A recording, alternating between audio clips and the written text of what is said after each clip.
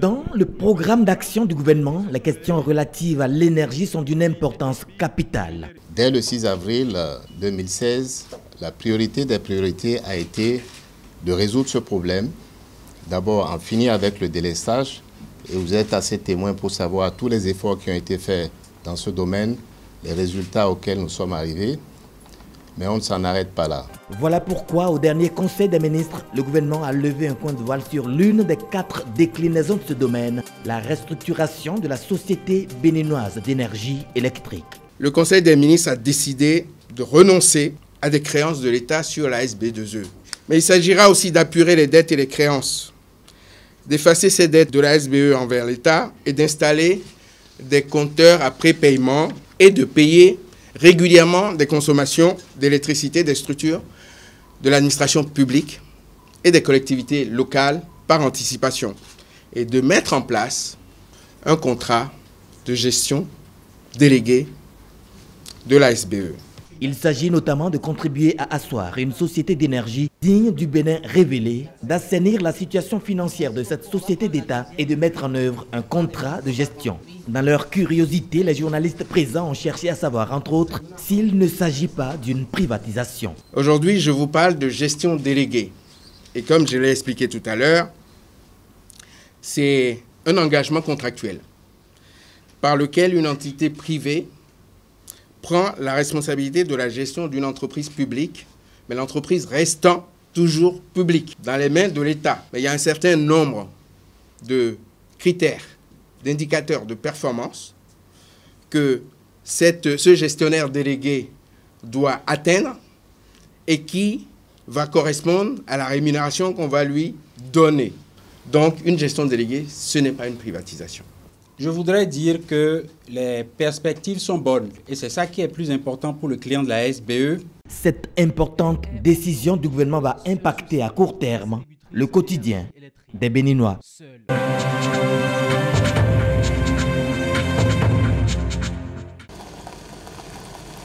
En début du mois de mai 2017, ce transformateur de 161 kV de la CEB à Oningbolo dans le département du Plateau a connu un défaut, plongeant ainsi les populations de Koubé, Kétou et la cimenterie de la localité dans le noir.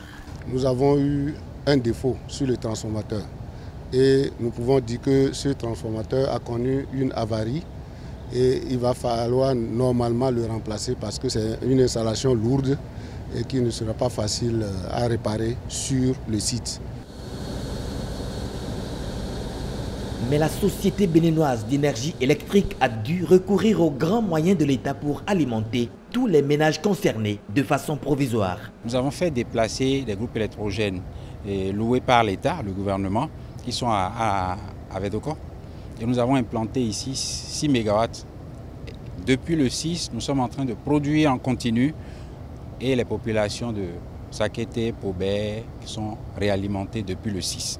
Par cette main forte, la SBEE a apporté à la CEB toute son équipe et le matériel nécessaire à la rénovation du transformateur ici au nouveau poste de la CEB. À partir de ce soir déjà, l'usine de Lafarge qui n'avait pas du tout du courant de la CEB sera alimentée avec une puissance d'à peu près 6 MW. Nous sommes en mesure de lui fournir les 6 MW et en même temps d'alimenter la ville de Kétou et la ville de Pobé, étant déjà sur les groupes de la SBE. Aujourd'hui, c'est pour leur dire que nous travaillons toujours pour que d'ici la semaine prochaine, que les difficultés de la clientèle seront complètement résorbées pour ce qui concerne la panne. Une panne que les autorités de la SBEE ont tout fait de contenir.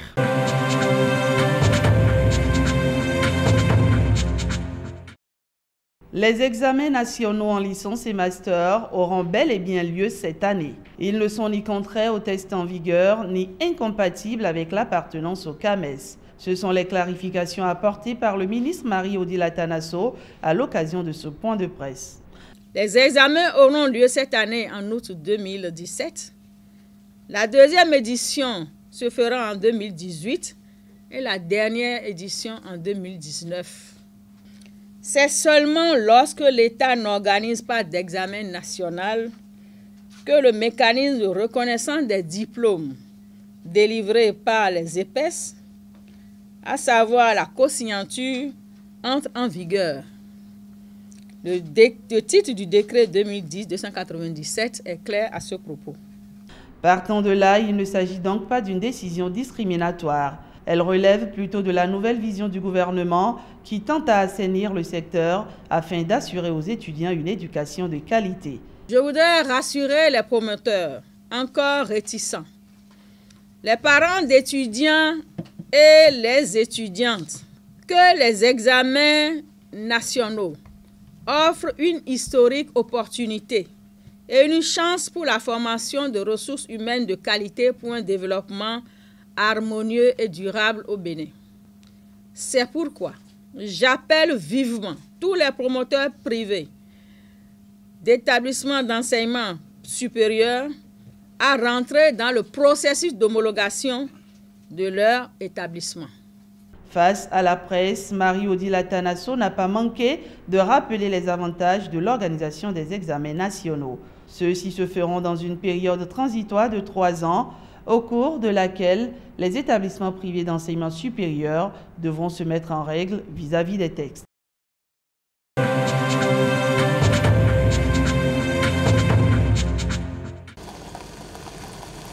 En début du mois de mai 2017, ce transformateur de 161 kV de la CEB à Oningolo dans le département du Plateau a connu un défaut, plongeant ainsi les populations de Koubé, Kétou et la cimenterie de la localité dans le noir.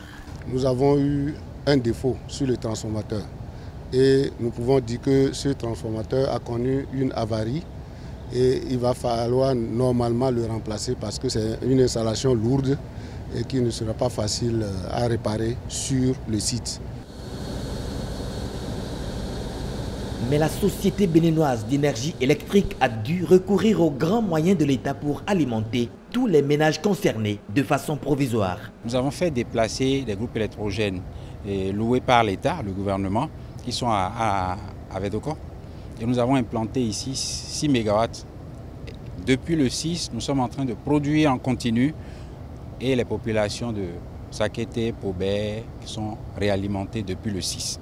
Par cette main forte, la SBEE a apporté à la CEB toute son équipe et le matériel nécessaire à la rénovation du transformateur ici au nouveau poste de la CEB. À partir de ce soir déjà, l'usine de Lafarge qui n'avait pas du tout du courant de la CEB sera alimentée avec une puissance d'à peu près 6 MW. Nous sommes en mesure de lui fournir les 6 MW et en même temps d'alimenter la ville de Kétou et la ville de Pobé, étant déjà sur les groupes de la SBE. Aujourd'hui, c'est pour leur dire que nous travaillons toujours pour que d'ici la semaine prochaine, que les difficultés de la clientèle seront complètement résorbées pour ce qui concerne la panne. Une panne que les autorités de la SBEE ont tout fait de contenir.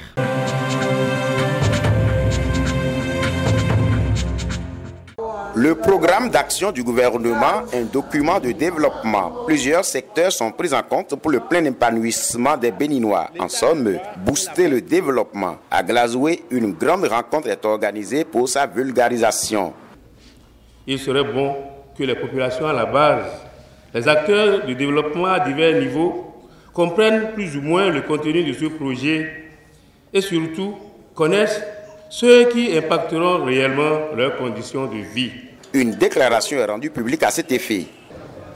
Vu la vision du chef de l'État, le président Patrice Talon, pour le quinquennat 2016-2021, vu les atouts réels et bénéfiques que présente ce programme pour la commune et la circonscription électorale, la 10e, conscient du fait que le chef de l'État ne peut réussir la mise en œuvre de ce programme sans un accompagnement sincère de tous, sommes réunis ce jour 13 mai 2017 à Bethel Motel de Glazoué pour affirmer haut et fort notre soutien franc et indéfectible à la mise en œuvre du programme d'action du gouvernement 2016-2021. Une initiative noble, vu le contenu très riche du PAG. Je tiens à vous dire que nous avons obtenu l'adhésion totale de la population, surtout que la commune de Glazoué a eu la part belle dans ce programme d'action du gouvernement. Par rapport au point d'eau, vous savez que nous souffrons surtout du manque d'eau dans les collines. Donc nous avons plusieurs points d'eau qui seront, n'est-ce pas, électrifiés dans le cadre de ce programme d'action du gouvernement. Également, sur le plan de l'électricité, plusieurs villages seront électrifiés et plusieurs pistes également seront réhabilitées. Et les populations en sont mieux informées.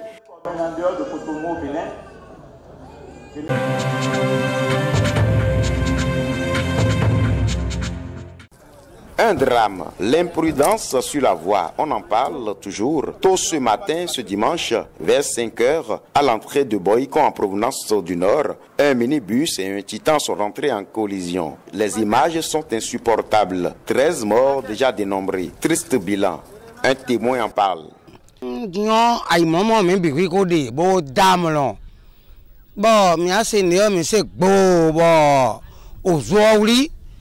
Bon, mais bien qu'on se dit que mais bien ouais son bois, mais ouais ah, et non ça doit payer un bon, payer un ou, mais caro fille, ah si qu'on l'a ben, et ah, na ouais donc quoi le fille bon, et oublier mal les millions même bon là ko, donc boy quoi yo, bon bien ne, boy ton na ouais kaka ouais foussé homme, et non ouais, il a donc développé, bon ça rien. L'honorable Valère Tchobot, tombé dans la situation, explique. J'imagine qu'avant, il y avait quand même après une certaine heure, je crois qu'à partir de minuit, toutes les voitures, que vous soyez taxi ou privé, à un niveau donné, il y avait des bases. Bien sûr, conduit par des agents de sécurité, où vous êtes obligé de stationner. Vous vous arrêtez et c'est toute un panoplie, une file de véhicules qui s'arrêtent à une certaine heure et qui leur permet aussi de se reposer. Ces chauffeurs qui ne se reposent pas, qui veulent à tout prix faire le voyage de nuit. Et c'est juste après une heure qu'on les conduit même jusqu'à un niveau donné.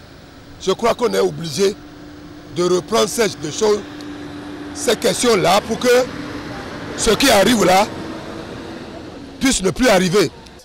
Ceux qui sont chargés, je ne sais pas si c'est le ministère des Travaux publics, qui sont chargés de faire des dos d'âne sur les voies. Vous savez, ici maintenant, je vois des églises, je vois des maisons, et il n'y a pas de dos d'âne dans l'environnement.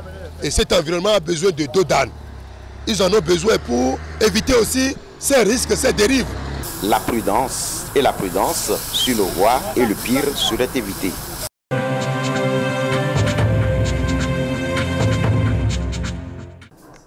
Magasin vide. Juste un seul sac de farine de blé pour tourner cette boulangerie de capacité. 5 sacs par jour. Vous trouvez un seul sac de farine de blé pour une production de combien de jours, je ne sais pas encore. Mais un seul sac de farine ne peut rien faire aujourd'hui. Ça tourne au ralenti dans cette boulangerie, au rayon vide. Ici, juste le minimum pour satisfaire la clientèle. Il y a les longues files d'attente, ils attendent 3 avant de prendre une petite quantité de pain. Est-ce que le prix a augmenté? Le prix n'a pas augmenté, le prix c'est toujours le même. Ça fait même aussi qu'au niveau de la comptabilité, ça agit vraiment sur nous. La comptabilité souffre à l'image de ses clients qui se bousculent pour se procurer le pain.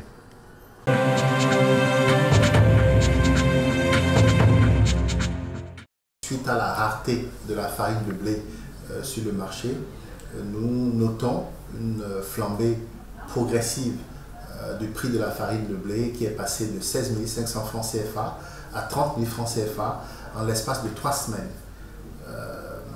C'est un fait. En tout cas, l'Association nationale des propriétaires exploitants de boulangerie n'a pas la solution magique pour régler le problème. Mais face à cet état de choses, nous pensons qu'il est important que le pouvoir central prenne la parole sur le sujet. Parce que nous avons investigué et nous arrivons à la conclusion que cet état de choses n'est pas dû aux acteurs que nous sommes, boulangerie, pâtisserie, mais n'est pas également dû en fait au pouvoir central, notamment notre tutelle, n'est pas dû au ministère de l'Industrie et du Commerce. Mais il semble qu'il s'agisse d'une grève,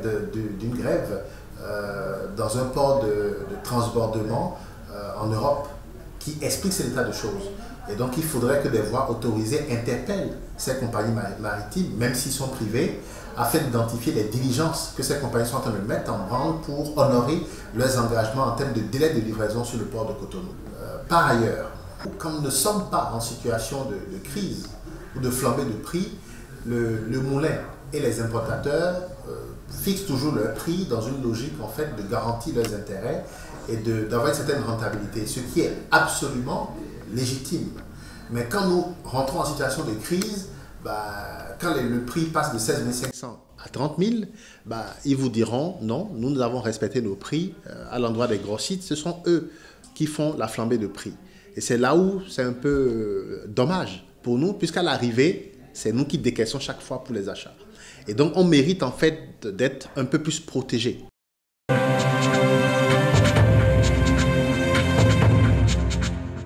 Cotonou a repris depuis peu ses couleurs des temps de pluie.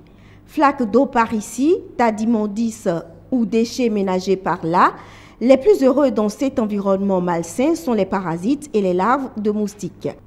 Ces micro-organismes prolifèrent et exposent à différentes pathologies. La première maladie à craindre pendant cette période est bien évidemment le paludisme, mais également les maladies diarrhéiques, au premier rang desquelles nous allons parler du choléra qui sévit régulièrement à Cotonou. En dehors du choléra, il y a les shigelloses qui sont également au niveau du tube digestif. Nous avons les amébiases intestinales qui peuvent provoquer également des diarrhées, mais ce n'est pas sur le même type que le choléra.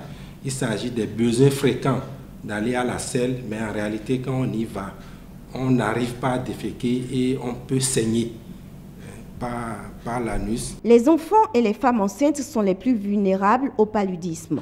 Si l'on y prend garde, les décès pour anémie se comptent par centaines en période de pluie. Quand un enfant commence à chauffer, à faire de la fièvre, il faut automatiquement aller à l'hôpital.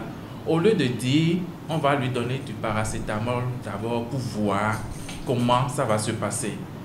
Parce qu'en faisant ça, c'est qu'on laisse le paludisme s'aggraver. Et quand on arrive à l'hôpital, on est obligé de transfuser ce patient parce que l'anémie s'est aggravée. Occasion donc pour exhorter les populations à aider les professionnels de la transfusion sanguine à juguler une éventuelle crise de pénurie de produits sanguins. Ceux-là qui nous aident à avoir assez de poches, les élèves et les étudiants sont presque dans la période des examens. Et il est difficile de les avoir pour qu'ils puissent donner le sang. Surtout quand on serait en juin, juillet, où carrément les écoles sont fermées, les établissements sont fermés. Donc d'un côté, nous avons le nombre de demandes qui augmente et de l'autre côté, nous n'arrivons pas à nous approvisionner en quantité par rapport au nombre de poches. Donc les donneurs deviennent rares pendant cette période. C'est une période qui va durer jusqu'à mi-août. Donc pendant toute cette période, que tous ceux qui peuvent donner le sang puissent venir donner. Cependant, il est préférable de dormir sous moustiquaire imprégnée à longue durée pour prévenir les complications du paludisme. Autre précaution à prendre pour éviter le choléra, c'est l'hygiène. En général, c'est de maintenir l'environnement propre, c'est de ne pas déféquer à l'air libre, c'est d'utiliser les latrines. Et nous allons également inviter les populations qui sont dans les zones marécageuses à faire la vidange de leurs fosses septiques maintenant pour éviter que lorsqu'on va rentrer en période de grosse pluie et qu'il y aura des inondations, que les fosses septiques ne viennent pas contaminer l'eau de boisson et tout ce qui va avec. Nous sommes dans la saison des mangues et je sais que les gens aiment beaucoup ce fruit. Mais au-delà des mangues, il faut prendre la précaution de laver correctement à l'eau et au savon toutes les crudités qu'on va manger, donc en particulier les fruits. Préférez par ces temps-ci les repas chauds, parce que quand le repas est passé par la chaleur, en général, le microbe responsable du choléra a été détruit. Le lavage des mains à l'eau et au savon avant le repas et après les selles doit être de rigueur en ce moment.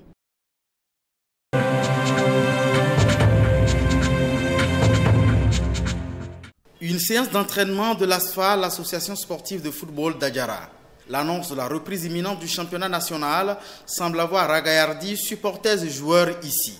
Une annonce renforcée ce samedi par cette remise d'équipements de football au profit de l'ASFA, un don de Moussa Saka, un natif de la localité passionné de foot. Lorsqu'on assiste quelqu'un qui est en difficulté, il mesure la grandeur du geste de l'assistant. Nous mesurons à sa juste valeur le geste que vous faites en ce moment précis. Moussa Saka est connu dans la commune d'Adjara pour son soutien à la jeunesse, surtout dans le domaine du football. Un soutien à la suite de son feu père, El Hadj Saka à Ricochet. Les championnats vont être lancés bientôt. Et pour cela, j'ai le devoir de mettre en jambe l'équipe ASFA d'Adjara pour qu'elle puisse aborder dans de très bonnes conditions ce championnat. Officiellement, le championnat national de football professionnel démarre en juin prochain. À Adjara, on déclare avoir des arguments à faire valoir.